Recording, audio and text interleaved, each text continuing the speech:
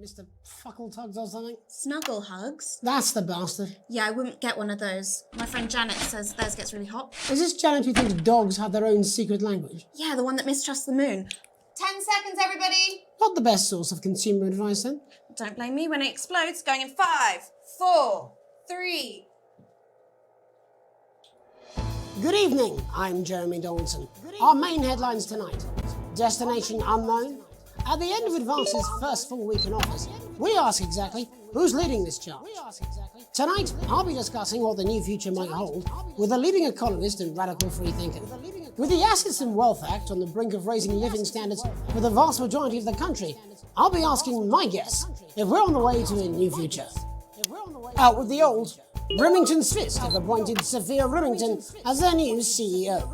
The following photo, taken from our archive, gives us a sense of this influential young firebrand who, at the tender age of 23, becomes the youngest female CEO in history. Sophia Remington's appointment is a risk for the giant mega corporation. Sophia, as our regular viewers will be aware, has always been a wild child and has been romantically linked to several movie stars and sports personalities. In her first press conference this afternoon, Sophia announced a children's toy named Mr. Snugglehugs.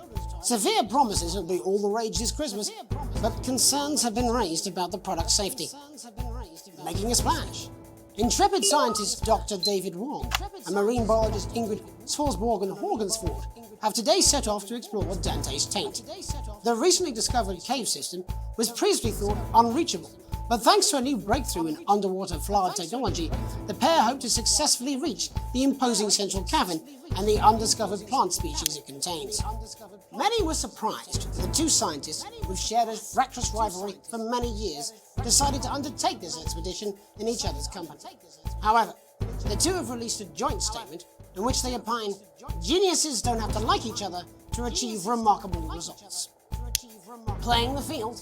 Rumours abound as sporting legend Johnny Hamsleeves is snapped leaving Bush, one of the capital's hottest clubs. The footballer was caught while out celebrating being named Sports Personality of the Year last week, as reported by this very programme. And judging from the angle and velocity of that spray, it looks like Johnny may have been celebrating a little bit too much. I certainly wouldn't want to be his dry cleaner. And grievous bodily charm. With Advance promising a radical new position on crime, how afraid should we actually be? I'll be going live around the country to talk with people who've seen the criminal justice system from every perspective.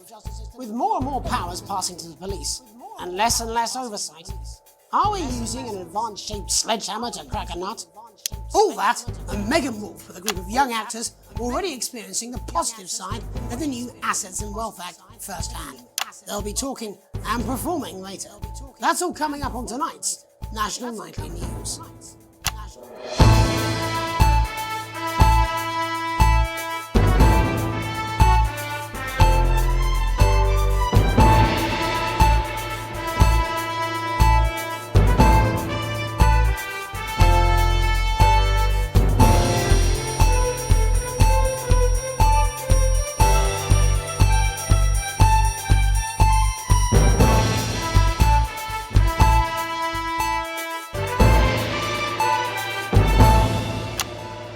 In the wake of the government's swift enactment of the Assets and Wealth Act, we're talking about Advance's first week in office and what the new future holds.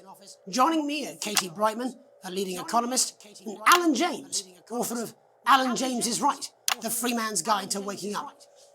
Alan, the government certainly haven't dragged their heels on delivering some of the legislation they promised. But what does the Wealth Act mean for us? Nothing, Jeremy. We're still vassal slaves, we're just in prettier cages. A confident dismissal there. Katie Brightman, do you agree? I'm afraid I don't, no. I think that Advance have realised that the current economic system of unlimited, unending growth is untenable, so they're changing things up. There I agree with you. They're moving to the next steps in the grand plan. Grand plan, Alan? It's all in my book. Alan James is right, Jeremy. We're to become the great herd. Ignorant, sterile, and short-lived. That's what they want. Or perhaps Advance have just realised that if we carry on the way we are, we will destroy ourselves and this planet in a mad orgy of consumption, if you'll excuse the colourful metaphor. Yes, orgy is the right word. Only it'll be the overlords having an orgy on our poor broken backs. It's all in my book. Alan James is... Shamelessly self-promoting?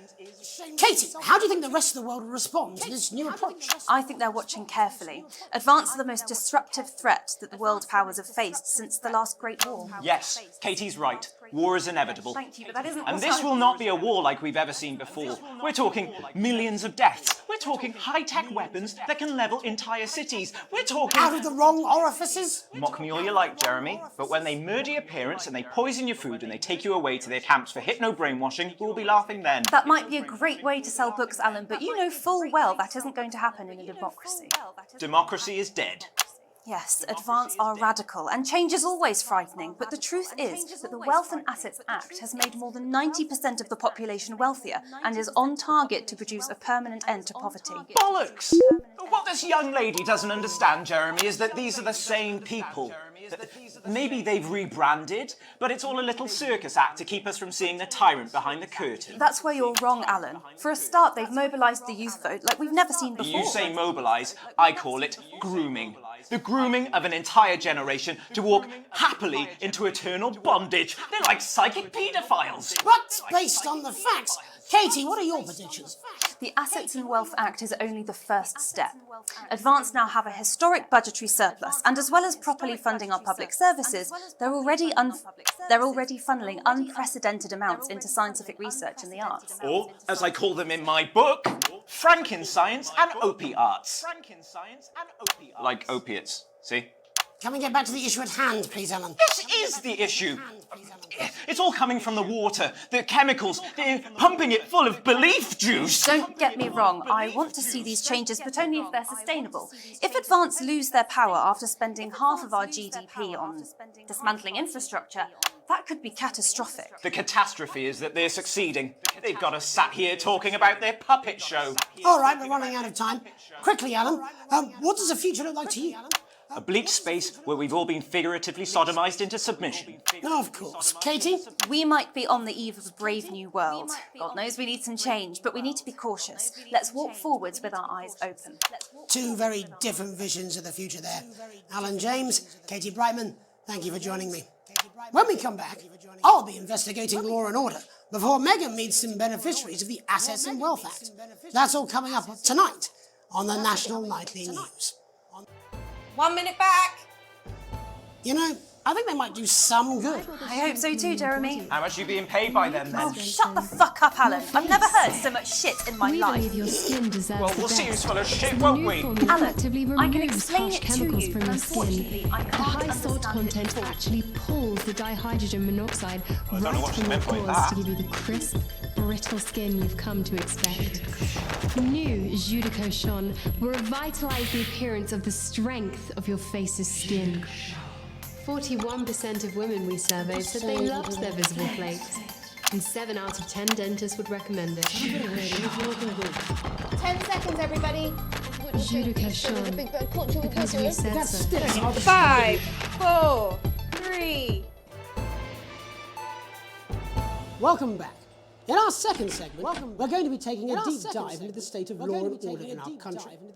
Advance have already tasked what they are calling a solutions team to move this serious social problem to the top of the list. Tonight, we go behind the headlines to meet the people who live with the criminal justice system every day of their lives. First up, we have Gregory Judge, a lawyer who sees the problems close up on the front line. Can you hear me, Gregory? Yes, I've got you, Jeremy. Thanks for having me. What's it like on the front line of the hard face of the cold hand of justice? Well, as you can imagine, Jeremy, we are massively understaffed in this country. We're working every hour we can just to try and cope with the caseloads on our desks. Which must affect the quality of support you can offer. Well, we can barely keep up with demand, Jeremy. There just simply isn't enough being done at a systemic level to relieve the problems. We need more support from ministers. We need more support from ministers. What are you doing? We need change at a structural level, I'm Jeremy. leaving, Greg. Not a good time, darling. It never is it? Time, darling. I'll be at my mother's. It never is it? Just hang be at my on. mother's. Just hang on. The problem isn't a local one, Jeremy. It's nationwide. Just give me 5 minutes. I'm talking to Jeremy Donaldson. Oh, have you mentioned your affairs? Oh, have you mentioned your Well, affairs? the affairs of the Justice Department that we should be concerned about. Hello, Mr. Donaldson. Hello, Mrs. Judge. Hello, Mr. Donaldson. We need Hello, Mrs. Judge. we need legislation to relieve the pressure on our public Sorry servants. to interrupt the news, Mr. Donaldson. Can I have a moment to tell my husband I'm leaving? Yes, I totally understand. Yes. Quite the picture of a burdened legal sector there. Gregory Judge, thank you for joining us. Next, I'm joined by Police Chief Constable Bob Peel, a man with a very different perspective on our nation's crime. Do you think there's a problem with the system, Bob? I'm sure we all do, Jeremy. I am sure we all long for a return to the days when you could safely walk the streets of your community at night, looking in through windows and generally enjoying your neighbours without the risk of being terrorised by some thug with a knife. Or kosh. So you feel the streets simply aren't safe anymore? Where have we gone wrong, Bob? Well, that's not a simple question, Jeremy, but I think it all comes down to moral decay. We've diluted our culture and lost touch with what it means to be a citizen of this once great country. Also, as the vicar noted in Sunday's sermon, we probably shouldn't have banned hanging. And to what do you attribute this moral decay? Foreigners, gays and gypsies mainly. It's all in the Bible. Look, Leviticus clearly states that... Oh, bugger, hang on a moment. Jeremy, your bloody gimp's escaped. Delia, could you give me a little help, please, dear? As I was saying, Jesus didn't like immigrants much, did he? And just to be clear, you think it's the immigrants who are responsible for the moral decay? Absolutely, Jeremy. Back in your box, Clive. Back in your box. Delia, I really could use a little help with this. I'm sorry, darling. I was spaying the badgers. Yes, I'm talking to Jeremy Donaldson. Clive, could you put him back in his box? Clive, you know it's Wednesday. Will you put back in your gimp space? And whose responsibility is it to make a change, Bob? Well, it is certainly not the responsibility of the decent, good, white people of this... Where's the paddle? Oh, hold on just a moment. Oh, Clive, this simply won't do. Naughty boy. Clive, I am not having this again. Naughty, you beast. As I was saying, Jeremy, moral decay. Crime is the responsibility of the criminal, no one else. Look, everyone has a sob story, but we don't all end up as barbarians, do we? Look, when our daughter Alice comes home with an A-, does she go on a killing spree? No, she takes 3 of her pills and hides under the stairs like a normal child. Thank you, Bob. Bob Peel there. We're locking down the police's position on morality force. And finally tonight, hopefully uninterrupted, it's time to get to the heart of the matter. Tony Dawson has recently been released from prison after serving 3 years for aggravated assault, burglary and menacing a SWAT. He's agreed to talk to us today, which is also, I believe, his birthday. Many happy returns, Tony. Cheers, Jez. Call me Titwank Tony. Everybody else does. No, I'm not going to be doing that. Can you tell us what it's like in prison, Tony? Titwank Tony. Titwank. Prison's a mixed bag. Structure's quite nice, but it's a constant battle against institutionalisation, as you can imagine. And obviously, titwanks are quite hard to come by. I'm picking up that you're not alone there, Tony. Titwank Tony. Yeah, sorry, my friends are throwing me a surprise party. Good bunch of lads. Okay, well, we're trying to get back to that party as soon as possible. First, let me ask you this. Do you feel that your time spent in prison helped to rehabilitate you in any way, Tony? Titwank Tony. I don't think it's as easy as that, Jez. Yeah, I think asking that is an oversimplification. It sounds like it's getting quite busy there, Tony, but let's try and soldier on. Since leaving custody, have you been able to find a new job? Yeah, all the boys are here. Big Chris, Little Chris, and Vampire Chris.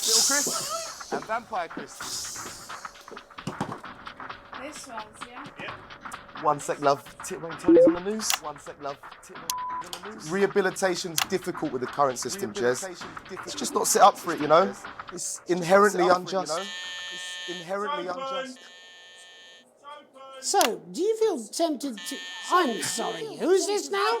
You are joking. Chrissy Freebollocks has only got Mr. Fancy, oh. What now, fellas? I'm on the news. It seems like we've caught you at a bad time. I can't really hear you, mate. It's getting a bit busy here. Yes, we seem to be losing the signal here, Tony. Fucking way, Las Bolitas! Well, we're just trying to get that signal back. I think we... Yes, Tony? Tony, I mean, we're literally away for 2 seconds. How has this happened, Tony? Can you hear me? Well, we seem to have lost our train of thought there a little. Hopefully you, the viewer at home, have managed to glean a broader understanding of the serious and complex issues around law and order. After the break, Megan will be live with some plucky young thespians. Don't go away. We'll be back after these messages. 1 minute back, everybody. Piss off. Decisive journalism. I can have you fired. You've missed my charm. And you want to put on it some crazy-ass Christmas ornaments. We want to give you a spectacular Christmas cactus. You know what it's like? You've run out of things to dress up and you want your house to look like a Christmas bomb has hit it. Then we've got the ornaments for you. You want something like vases or vases or another cactus to go with your first cactus or this, a crazy Christmas frog or a toad, woodpeckers, a cool pineapple, a duck. Christmas elephant. We've got all the seasonal animals. Crazy deals, crazy deals. This is a clear out of the storage locker that second Mrs. Neal abandoned, like she abandoned her children. It's a rainbow of crazy fun. Don't be a prick and get yourself quick. Grab yourself a crazy deal with Neal Appeal. Welcome to Black. I'm Megan Wolfe, and on tonight's Culture Spot, I'll be chatting with one of the first beneficiaries of the Assets and Wealth Act, a team of inspiring young people from Stritchford Sixth Form College, who today received a grant from Advance to take their play, Hey, Friendship, on a tour of local secondary schools. Welcome to you all. Well, let's start with you two, Harriet and Charlotte Winstanley-Hamilton. Girls, you must be thrilled. We are, Megan. We're overwhelmed, to be honest. We are, Megan. And I believe you two sisters, is that right? Yes, Charlotte's my oldest. I'm the older, more popular one. Harriet and Trey were really the ones who came up with the whole idea.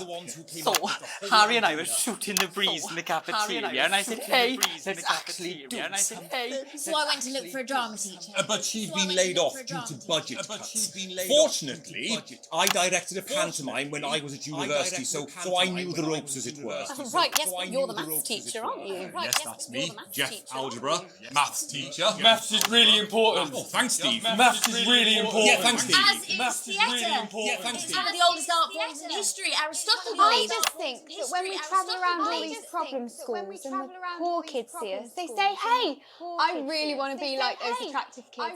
And that's a very beautiful and powerful thing. We touch our audiences and they touch us right back. I suppose with a surname like Algebra, there was really only one choice of career for me. My wife, Angela, and I, we often laugh about it. Angela Algebra. Yes. Angela Algebra. Yes. We just want to bring a bit of song and joy into people's lives. And teach people about the difficult issues. The issues in the play are what really matter. And I think you're going to be showing us an extract from this play, aren't you? That's right. From this Put play, into context, I play a young first year who's having some troubles at school. Her character doesn't actually have a name, yeah, because in a way she's like all of us. She's like it's like a metaphor. Maybe she's you at home, or like maybe she's you, Megan. Maths is really important. Yeah, thanks, Steve. Put it in, coach. Yes, thanks, Steve. Put it in, coach. Right, well, I'm going to have a little chat with your teacher while you run off and get ready. I can't wait to see it. Run off and get ready. I can't wait to see it. That's it, that way. That's it, that way. So, Jeff, when did you first hear about the grant? 2 days ago, a letter from Advance arrived at the school. Now, the headmaster thought it was all a prank, but his secretary retrieved it from his bin and brought it to me. How? How did you react? I also threw it in the bin. How did you react? But then, Harriet and Trey rescued it, and they rang the number at the bottom of the page, and next thing you know, we're on tour. Wow. Well, I think we can all guess which way you'll be voting from now on. Do you know what? It's funny, because Angela and I don't usually vote. We're not very political. I'm a mathematician, of course, and she's a paraplegic, mainly. But we did used to watch that Peter Clements DIY show back in the day, and so we thought, why not? Let's have a go with this whole democracy thing. And here we bally well are. Good stuff. Fucking brilliant! So, let's have a look at a short section of Hey, Friendship. Hey.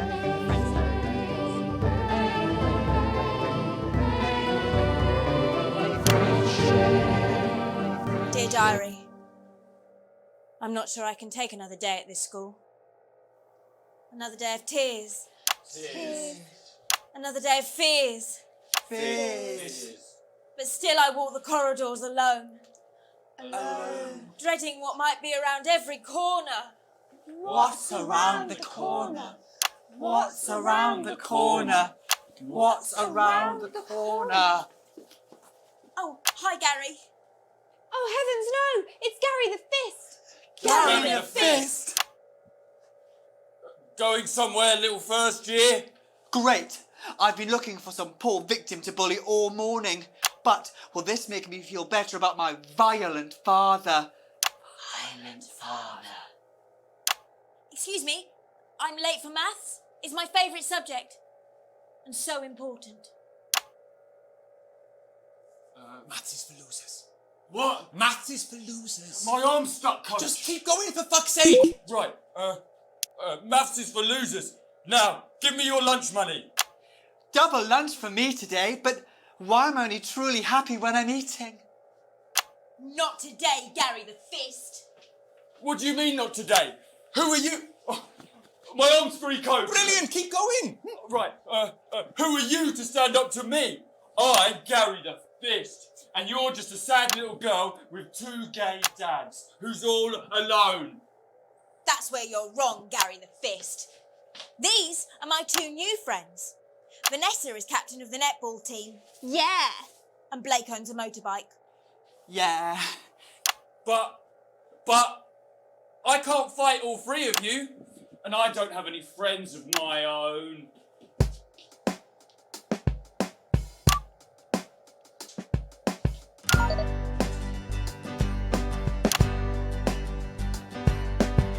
Take a look at me.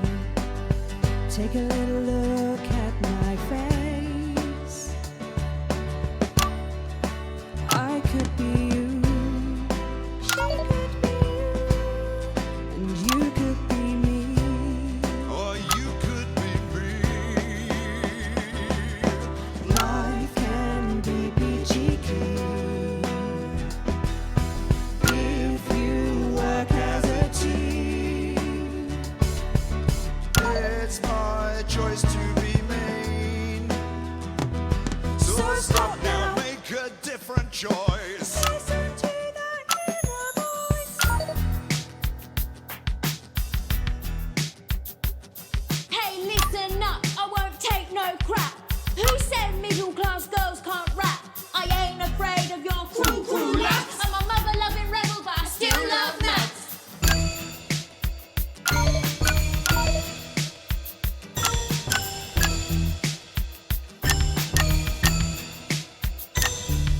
Hey, kids, I'm Gary the Fist. People think that folks like me probably shouldn't exist, but that's just prejudice, and I'd do better if you knew the way that I became Gary the Fist.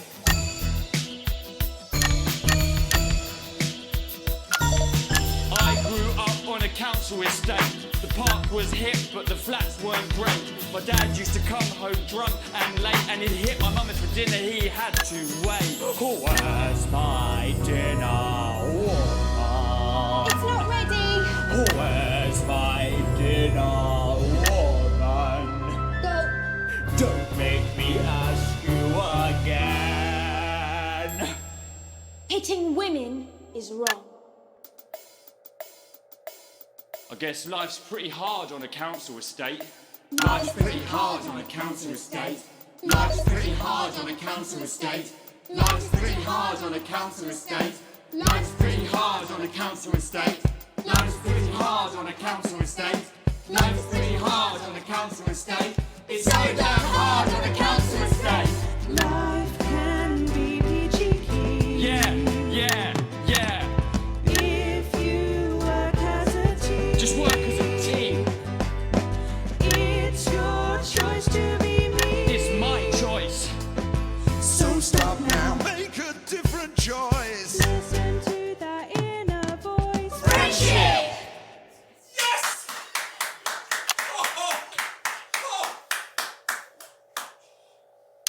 Well, thankfully that's all we have time for tonight on the National Nightly News.